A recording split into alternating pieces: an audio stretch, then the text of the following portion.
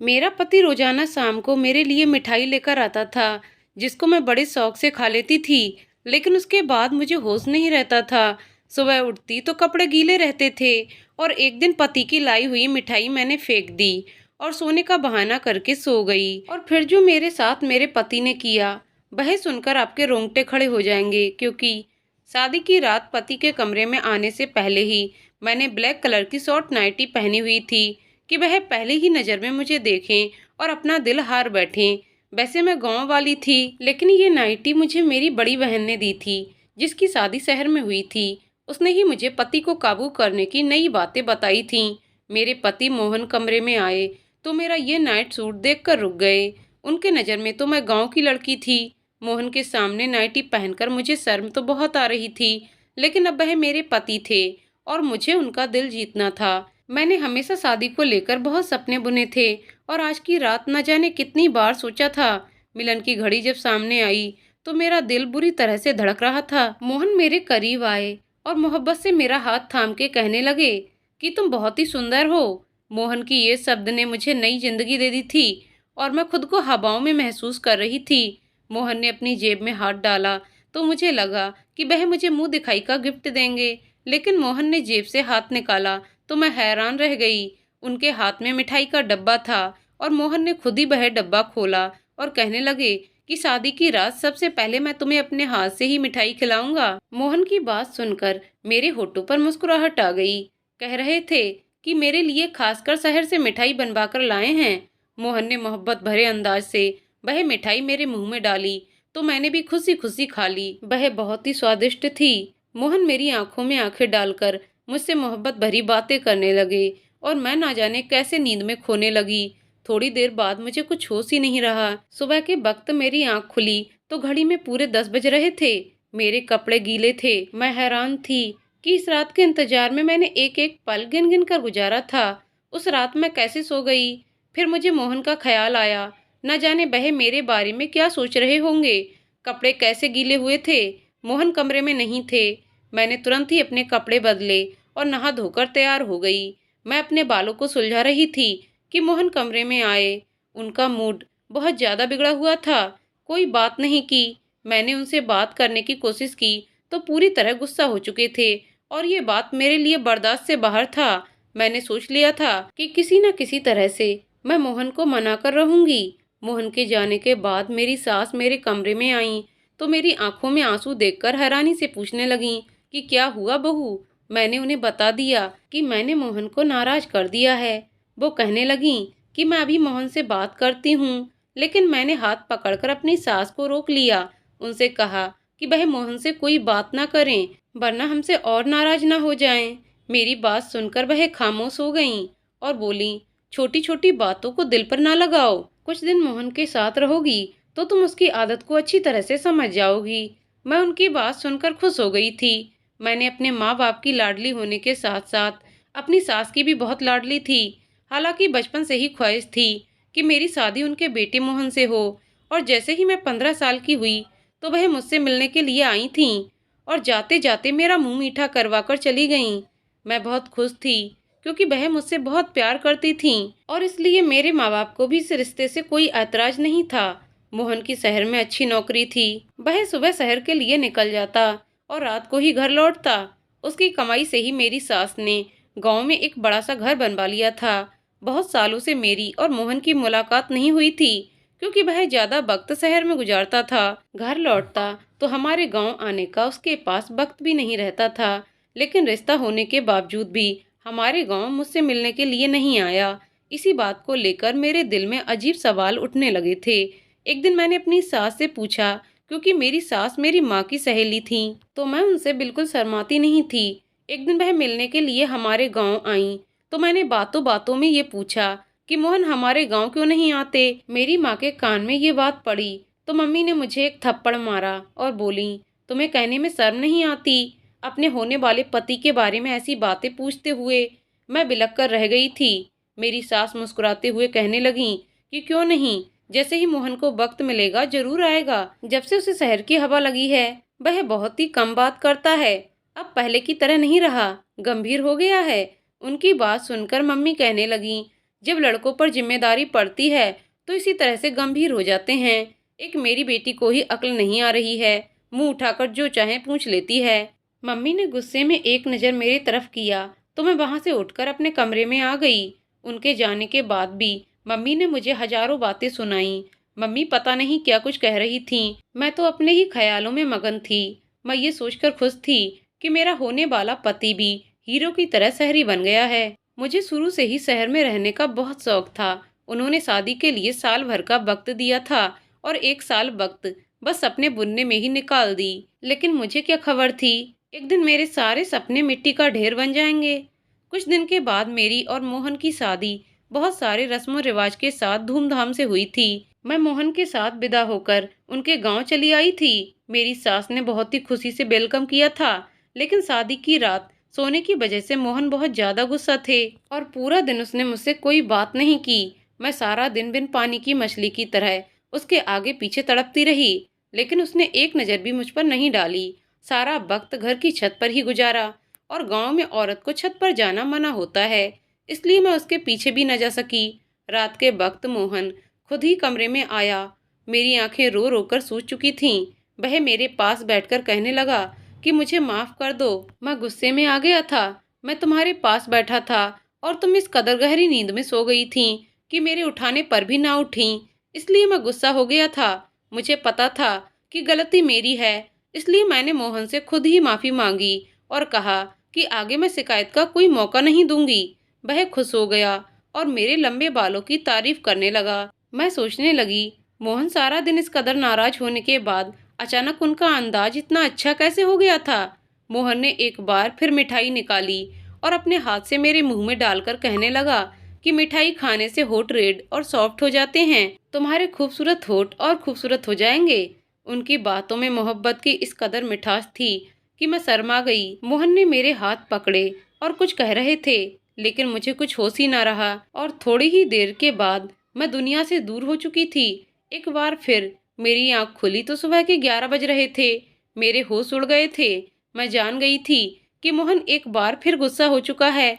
अब मुझे समझ ही नहीं आ रहा था कि मुझे इस तरह गहरी नींद कैसे आ सकती है। मेरे कपड़े पूरी तरह गीले थे और मुझे ठंड लग रही थी। मैं जल्दी से नहा धोकर तैयार हो गई और कमरे से बाहर निकली तो कमरे के बाहर मेरे पति गुस्से में मेरी सास से कह रहे थे कि आपने ऐसी लड़की से मेरी शादी करा दी है जिसके सोने उठने का कोई समय नहीं है। मैं कैसे इसके साथ सारी जिंदगी गुजार सकता हूँ। इसे ये भी नहीं मालूम कि गांव की औरतें सवेरे उठकर घर के कामकाज करती हैं। आप सुबह से उठकर घर का काम कर रही हैं और वह महारानी बनकर सो रही है। अगर ऐसा ही हाल रहा तो मैं ज्यादा दिन तक आपकी चहेती बहू को अपने घर में बर्दाश्त नहीं कर सकता। मोहन का ये शब्द सुनकर मैं घबरा गई। मैं सोच भी नहीं सकती थी कि मेरे पति इतना सख्त होंगे। इससे आगे की बात सुनने की मुझ में हिम्मत नहीं थी। मैं चुपचाप से किचन में चली गई। मेरी सास सच में सुबह से काम काज में लगी हुई थी, क्योंकि किचन भी पूरी तरह से साफ था और दोपहर का खाना भी बन चुका था। मैं मोहन के साथ साथ अपनी सास की नज़रों में भी गिर रही थी। मुझे रह रहकर अपने आप पर गुस्सा आ रहा था। ना जाने मुझे क्या हो गया था। मैंने सारे घर का चक्कर लगाया तो वह पूरा काम कर चुकी थी और शायद इसी वजह से मोहन हद से ज्यादा गुस्सा थे। वह फिर छत पर जा चुके थे, क्योंकि उन्हें अच्छी तरह से पता था कि मैं उनके पीछे छत पर नहीं जा सकूंगी। मैं सारा दिन रोती रही। वह खुशी जिसके लिए मैंने साल भर इंतजार किया था, मैं अब तक उससे दूर थी। न ही मोहन का साथ पूरी तरह से नसीब हुआ था और न ही उनके दिल में जगह बना सकी थी। और मोहन के शब्द ने मुझे अच्छी तरह ये बात बता दी थी कि अगर मैंने कोई भी गलती की तो वह मुझे घर से निकाल देगा। मेरे गांव से बार बार मम्मी का फोन आ रहा था। मम्मी कह रही थी कि एक हफ्ते के लिए हमारे घर आकर रह जाओ। रस्म के मुताबिक शादी के बाद एक हफ्ते के लिए बेटी अपने मायके रहने के लिए आती है। मैं बिल्कुल भी नहीं जाना चाहती थी, क्योंकि मोहन मुझसे पहले से ही नाराज थे। ऐसे में अगर उनको छोड़कर मम्मी के घर चली जाती तो शायद वह कभी मुझसे बात न करते। रात के वक्त मोहन कमरे में आ गए। मुझे हैरानी हुई, अचानक ठीक कैसे हो गए थे। मेरे पास बैठकर खुद ही पूछने लगे कि तुम्हारी मम्मी का फोन क्यों आया था। मैंने सारी बात बता दी तो कहने लगे कि अच्छी बात है, तुम चली जाओ, वरना मम्मी कहने लगेंगी कि मैंने मना किया है। कल से मेरी नौकरी भी शुरू हो रही है, मैं भी सुबह सवेरे शहर चला जाऊंगा, तो रात को ही घर वापस लौटूंगा। तुम 1 हफ्ता वहां गुजार कर आ जाओ और मम्मी को भी अपने साथ ले जाओ। मुझे मोहन से इस तरह की दूरी का भरोसा नहीं था। मुझ में इतनी हिम्मत नहीं थी कि मैं आगे उनकी बात सुनूं, इसलिए मैं खुशी खुशी राजी हो गई। मोहन ने फिर मिठाई निकालकर खुद ही मेरे मुंह में डाल दी और कहने लगे, तुम इसे जल्दी जल्दी खाने के बजाय आराम से खाया करो। ये शहर के मशहूर हलवाई की मिठाई है। इसे तुम्हारे होंठ रेड और सॉफ्ट हो जाएंगे और बहुत ही खूबसूरत लगेंगे। मैं मोहन को इस तरह से बदलते हुए देखकर बहुत परेशान थी। वह जितने सख्त थे उतना ही मोहब्बत करने वाले भी थे और उनका गुस्सा करना सही था। मेरी गलती की वजह से वह गुस्सा थे। मोहन कहने लगे कि मैं मम्मी को बताकर आता हूँ कि तुमको कल तुम्हारे गांव जाना है, मेरा इंतजार करना। मोहन की बात सुनकर मैंने मुस्कुरा दिया।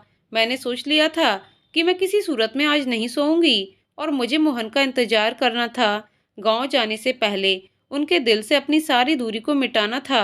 मैंने जल्दी से नाइटी पहन ली। दीवार पर लगे शीशे में अपने होठों को देखकर हैरान रह गई थी। वह सच्ची कहते थे कि मेरे होठ रेड और सॉफ्ट हो जाएंगे। मैं बिस्तर पर आकर बैठ गई, उनका इंतजार करने लगी, लेकिन मोहन के वापस आने से पहले ही एक बार फिर मैं सो चुकी थी। सुबह 10 बजे मेरी आंख खुली तो मोहन शहर की तरफ निकल चुके थे। वह सुबह सुबह ही शहर के लिए निकल जाया करते थे, क्योंकि शहर तक जाने का रास्ता 2 घंटे का था। मुझे खुद पर रोना आ रहा था। शादी के 1 हफ्ते बाद भी मैं मोहन के साथ कोई रिश्ता न बना सकी थी और मोहन की गुस्से की वजह सिर्फ और सिर्फ मैं थी। मैं ये सोच सोच कर परेशान थी कि मेरे कपड़े गीले कैसे हो जाते थे। शायद मोहन मुझे उठाने की कोशिश करते थे। मैं कमरे से निकली तो मम्मी भी गांव जाने के लिए तैयारी कर चुकी थीं। मेरी सास मुझे देखकर कहने लगी कि मोहन तो चला गया, अब हम दोनों ही गांव के लिए निकल जाना है। मैं बुझे बुझे दिल से अपने मायके के लिए निकल गई। मेरा दिल तो मोहन के साथ ही शहर चला गया था। अब मुझे उनसे 1 हफ्ते के बाद ही मिलना था। मेरे घर वाले मुझे देखकर बहुत खुश हुए। मेरी छोटी बहन को खुशी का ठिकाना ना रहा। सारे गांव में मेरे आने की खबर पहुंच गई थी, इसलिए औरतों का झुंड मुझे देखने के लिए आने लगा। पड़ोस वाली मौसी की बेटी सुनीता की शादी थी। वह मेरी पक्की सहेली थी। गांव आकर मुझे उसकी शादी में घूमने का मौका मिल गया था। खूब शोर शराबा हो रहा था, लेकिन फिर भी मेरे दिल में कोई खुशी नहीं थी, क्योंकि मेरा दिल तो मोहन पर अटका हुआ था। हैरानी की बात ये थी, जब से मैं अपनी माँ के घर आई थी मुझे बिल्कुल भी नींद नहीं आ रही थी और मोहन के कमरे में आते ही बिस्तर पर गिर जाया करती थी। यहाँ तो मैं सिर्फ करवटें बदलती रहती थी। शायद मोहन की याद मुझे सोने नहीं दे रही थी। मेहंदी की रात को ही पड़ोसन मौसी की बहन का बेटा केशव शहर से शादी के लिए घूमने के लिए आया था। वह बचपन से ही गांव आता जाता रहता था। मुझे देखते ही मेरे पीछे पीछे घूमने लगा। मैं हैरान थी कि उसे क्या हुआ है। उसकी नज़र मुझ पर ही जमी हुई थी और इस बात को शायद मेरी सास ने भी महसूस किया था। मुझे अजीब सी घबराहट हो रही थी। पहले ही मेरे और मोहन के बीच का रिश्ता कुछ ठीक नहीं था और केशव के बारे में मेरी सास को पता चला तो मेरा बसा बसाया घर उजड़ जाएगा। इसीलिए मैं पड़ोस मौसी के घर से निकलकर अपने घर वापस आ रही थी और केशव मेरे पीछे पीछे चला आया। मुझे रोककर कहने लगा कि मुझे तुमसे प्यार है और अगर तुम कहो तो मैं तुम्हारे घर रिश्ता भेज दूं। केशव के ये शब्द ने तो मेरी जान ही निकाल दी थी। मैंने गुस्से में केशव से कहा कि मेरी शादी हो चुकी है और बेहतर ये है कि आगे तुम ऐसी कोई बात ना करना। मेरी बात सुनकर तो केशव कहने लगा, शहर में मेरा बहुत बड़ा बंगला है, गाड़ी है, मैं तुम्हें सब खुशी दूंगा, लेकिन तुम अपने पति को छोड़कर मेरे साथ चलो। मैं हमेशा से ही तुमसे प्यार करता हूँ। मुझे क्या पता था कि 17 साल की उम्र में ही तुम शादी कर लोगी। मैंने उसे गुस्से से कहा कि आज तो ये बात कह दिया, लेकिन आगे ऐसी बात ना करना। मैं अपने पति से बहुत प्यार करती हूँ और तुम्हारी एक गलती मुझे बदनाम कर सकती है। केशव उस वक्त वापस लौट गया, लेकिन मेरे लिए सुनीता की शादी मनाना मुश्किल हो गया था। वह बहुत ढीठ साबित हुआ था। बहाने बहाने से अपने फोन में मेरी फोटो खींच रहा था। जैसे तैसे 1 हफ्ता गुजर गया और मैं अपनी सास के साथ वापस अपने घर आ गई। मोहन शायद आज काम से जल्दी लौट आया था। हम कल दोपहर को घर पहुंचे थे और मोहन पहले से ही घर पर था। मोहन को देखकर मैं बहुत खुश थी। अपना सामान रखने के लिए कमरे में गई तो मोहन अपनी मम्मी से मिलने के लिए उनके कमरे में चला गया।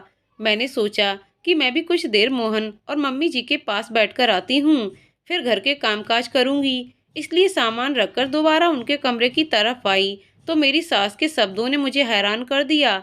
मैं सोच भी नहीं सकती थी कि मेरा घर उजाड़ने वाली कोई और नहीं बल्कि मेरी अपनी सास है। वह गुस्से में मोहन से कह रही थी कि मैंने जाते वक्त तुझे कह दिया था कि हमारे वापस आने तक डिवोर्स का कागज बनवा कर रख लेना, लेकिन तुझे कुछ होश नहीं। मैंने खुद अपनी आंखों से देखा है कि तेरी पत्नी कितनी गलत है, लेकिन तू तो आंखों पे पट्टी बांध रखी है। मोहन कह रहा था कि माँ, मेरे लिए उसे छोड़ना मुमकिन नहीं है। वह मेरी पत्नी है, मैं उसे प्यार करता हूँ। उसमें हजार गलती सही हैं, लेकिन मैं उसे कभी जिंदगी से अलग नहीं कर सकता। मोहन मेरी मोहब्बत की बातें कर रहे थे और मेरी सास बुराइयों में मगन थी। मुझे समझ नहीं आ रहा था ये सब क्या हो रहा है। मेरी सास मुझे इतनी चाव से ब्याह कर लाई थी, तो मुझे तलाक क्यों दिलवाना चाहती थी? और मोहन, जो मुझे बहुत ही सख्त लगते थे, वह कितनी प्यार से बातें कर रहे थे और मेरी खातिर अपनी माँ से लड़ रहे थे। मेरा दिल बुरी तरह से उलझ चुका था। रात जब मोहन कमरे में आए तो मेरा बिल्कुल भी मिठाई खाने का दिल नहीं था। मैंने मिठाई का डब्बा उनके हाथ से ले लिया। जबकि मम्मी उनको किसी काम से आवाज देने लगी तो वह कमरे से निकलकर चले गए।